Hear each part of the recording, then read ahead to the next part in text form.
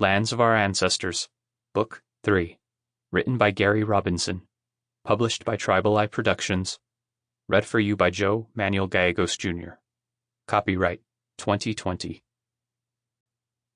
Introduction. This is a work of historical fiction based on historical facts. The characters are made up, but through them, you will be able to learn what happened to the real Native Americans in California during the later years of the Mexican Ranch period, the Gold Rush, and the early years of California statehood. As you hear this story, ask yourself these questions.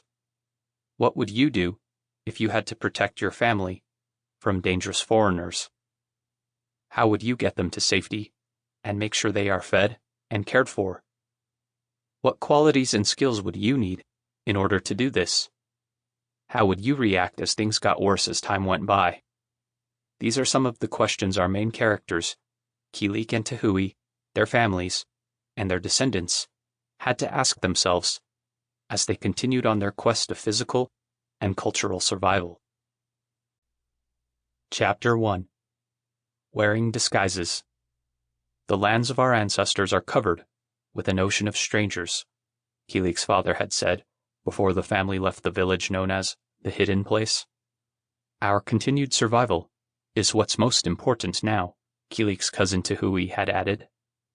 After Mexican soldiers and ranchers had twice attacked the village, Kilik and his family had realized they'd never be left alone as long as they lived there, so they had to move on. As a matter of fact, all the natives living in the Hidden Place village realized they'd never again be safe there because the Mexican government that ruled Alta California knew where to find the village. The Mexican military also knew the notorious Native American outlaws, Diego and the Falcon, had been hiding out there. Diego and his followers decided to move southward to the land of the Tatavian people to escape the dangerous foreigners who had targeted Indians either for enslavement or slaughter. However, Kilik, Tuhuy, and the 3 generations of family with them decided to head in a northeasterly direction. Kilik's wife, Kaina, was from one of the tribes of Yokuts Indians. Her home village lay across the southern San Joaquin Valley in the western foothills of the Sierra Nevada mountains. They, and Yokuts people in other villages, had somehow managed to remain mostly hidden from the Spaniards and Mexicans. So that was their destination, a 100-mile trek at least.